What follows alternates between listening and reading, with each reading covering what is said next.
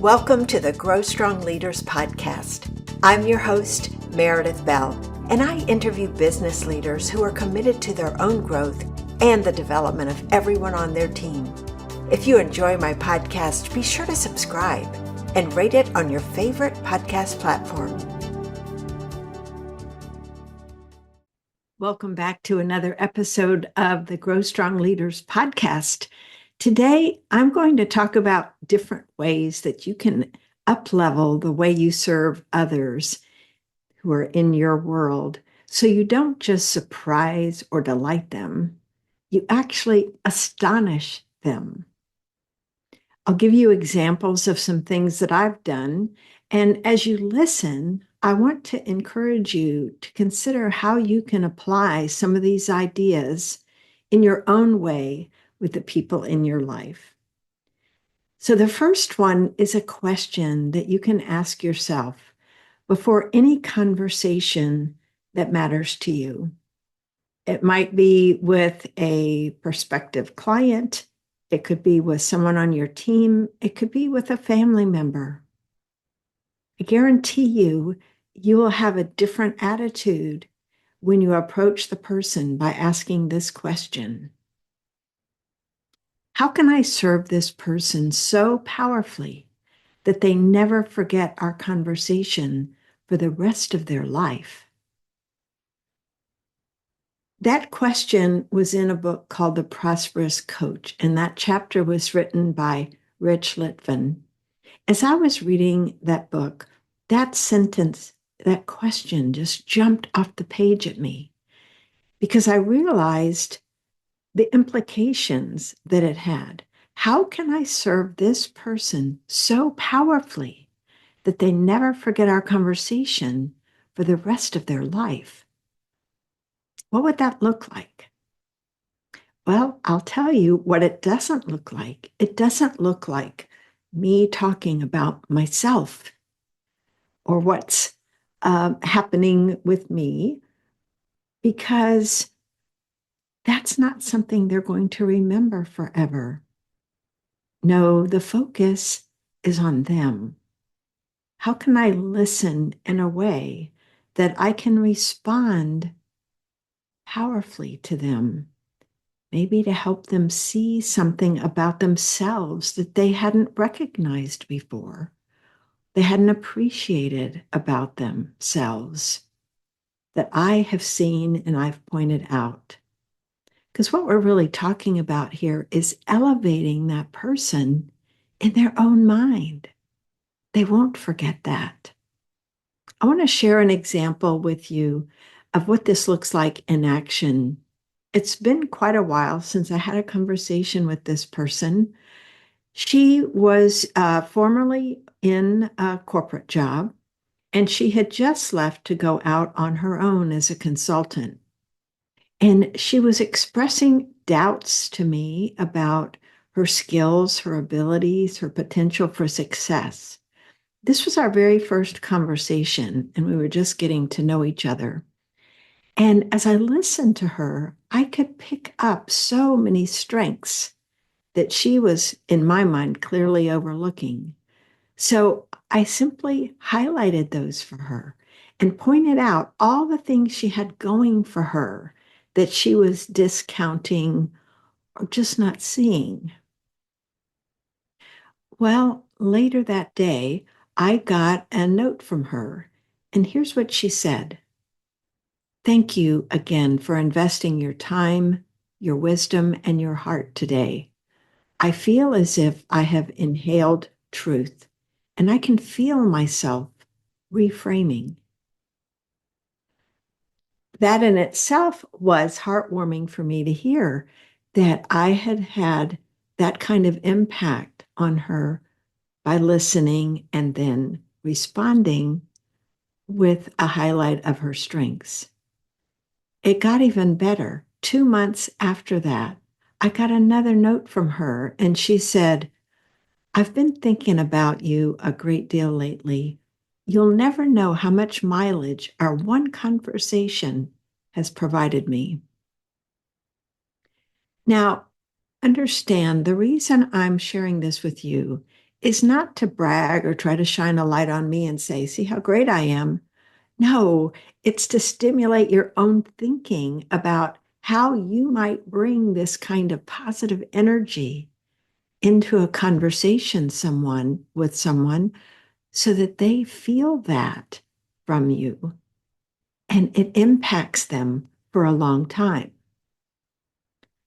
Now, tied in with this is another idea that's related, and it's around curiosity. If you stay curious and you ask questions and you're eager to learn more about that person, then you're going to communicate to them that they matter. Everyone wants to feel that they matter, that they're important. And when you're able to do that with another human being,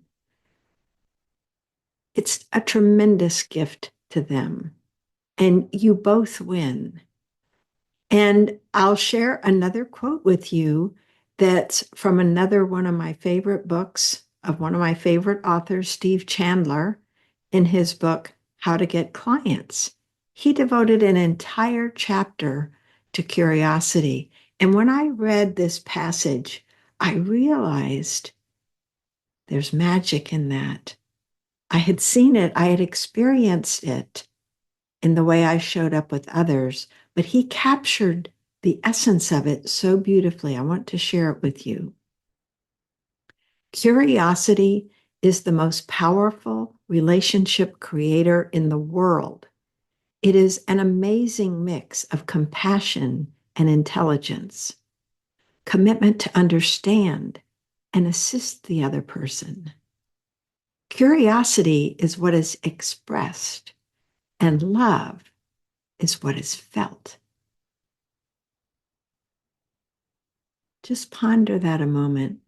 You're expressing curiosity, and what that other person experiences from that is love, is caring, is interest in them. These days, that is so rare. You will stand out. You will astonish people when you do this. And so your purpose in this kind of listening and curiosity is not about how you can make a positive impression on that person, because that focus is on you if you do that. Instead, you're thinking about what can I contribute that would have a positive impact. Your focus is on them. You might be thinking, how can I help them have a real breakthrough in either their thinking or in their results? And so you can listen for ways that you can be of service to them. And here are three ideas to think about.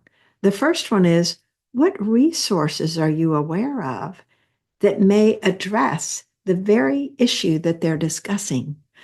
I know I have had conversations with people where I will think of a book that will be just a perfect match for what they're describing. And I will mention that and explain why. And as they hear that enthusiasm in my voice about the book, about the author, about its relevance to them, I've had people on the spot while we're talking go on Amazon and order the book. That's the power of bringing this caring sense into the conversation. They feel that interest, they feel that match between what you're suggesting and what they're experiencing. Another thing that you could look to do is think of people you could introduce them to. There may be one person that would just be ideal for them to have in their world, and you could make that happen because you know who that person is. And a third idea is simply to listen for any problem or issue they have and offer your own experiences or suggestions that might help them see things differently, so that you're helping them make a shift and move out of that spot where maybe they're feeling stuck or not sure where to go next. And you have some insights that would be of value to them.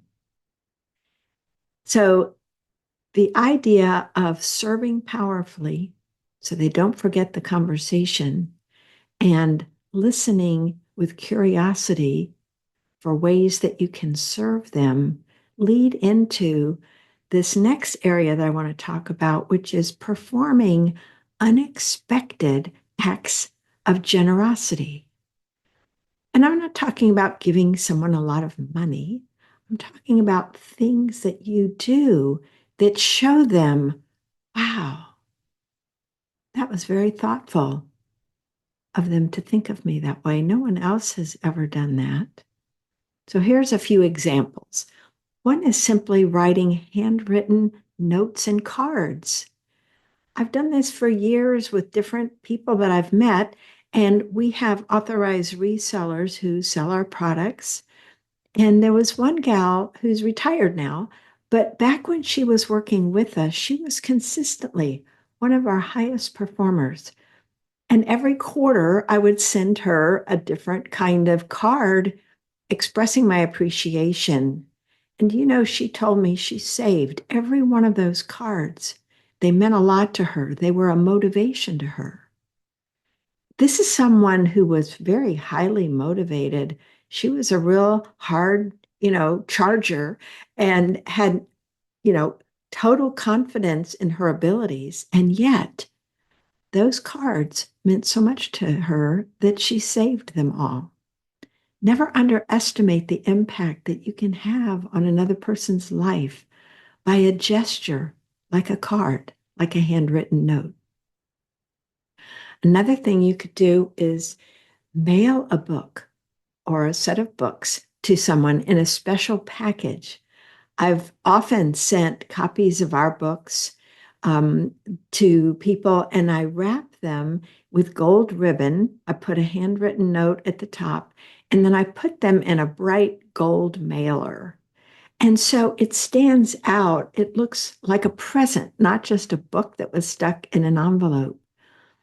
So as you think about what might I share with someone that would be valuable to them, that's an idea of thinking about not just what you want to send, but how you could package it so they feel special and they feel surprised and even astonished because it's so different from what they're used to experiencing.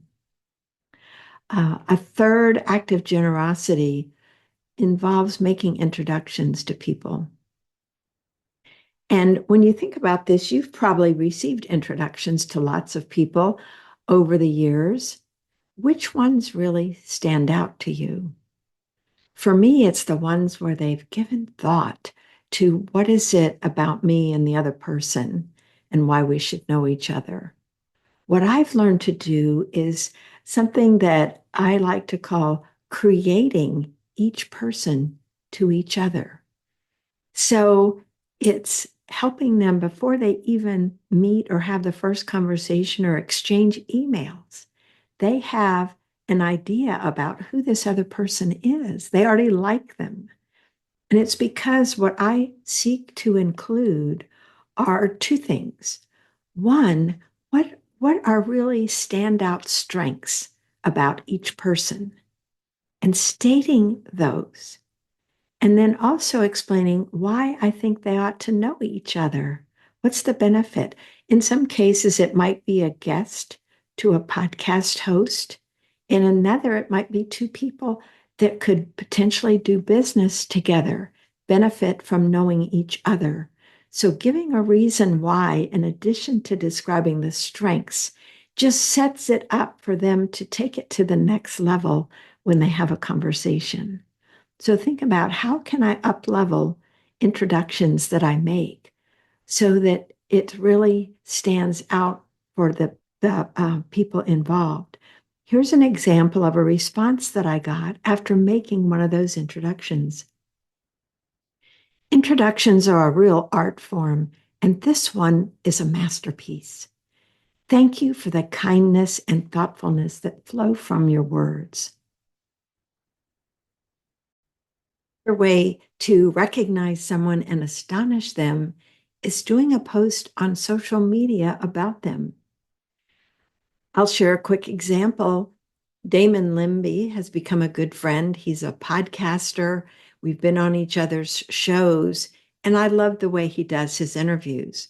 So I've also introduced him to other people to have as guests on his show. So one day I was thinking that I would like to promote him, and I did a post where I talked about how great his podcast was. And I even highlighted the four people that had been guests on his show.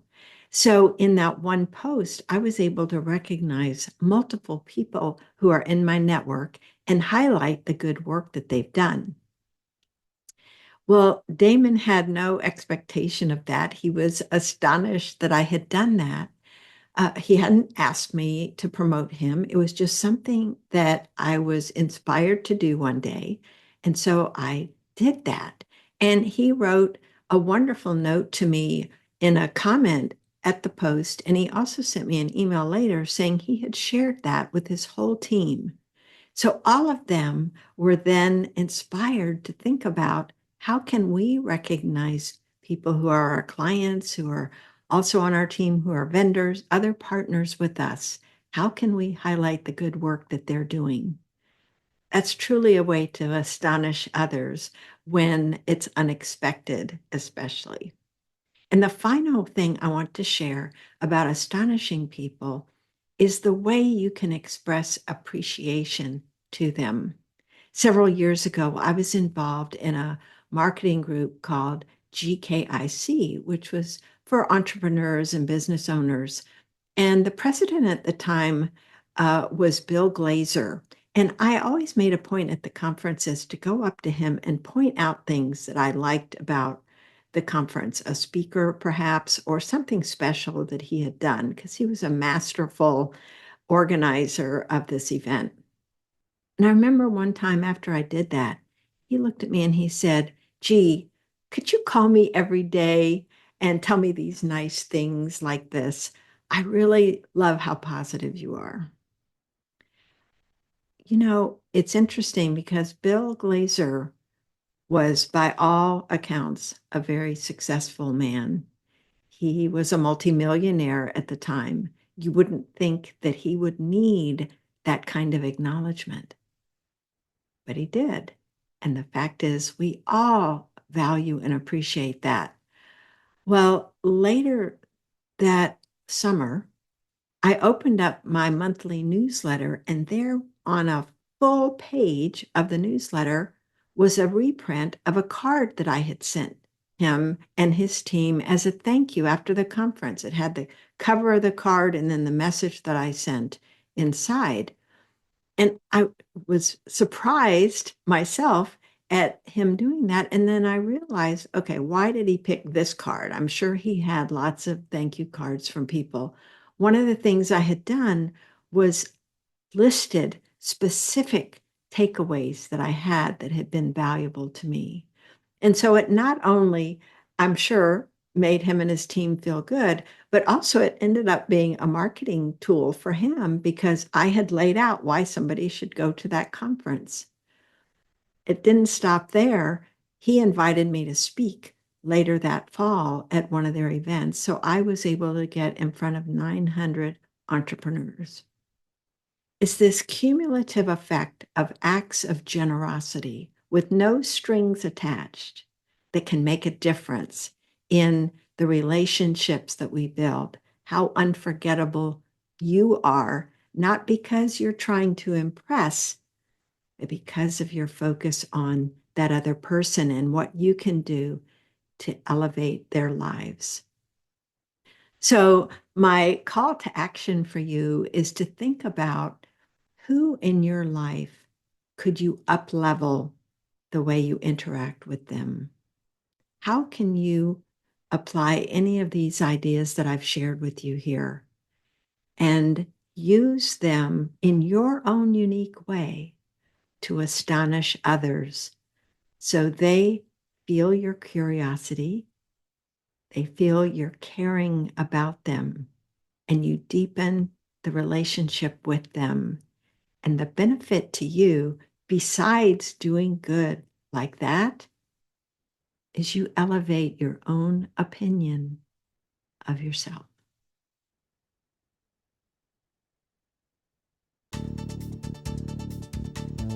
Thanks for tuning into my podcast. Now head over to growstrongleaders.com and check out the powerful tools we've created to help leaders strengthen their character and communication skills. Until next time, I'm Meredith Bell.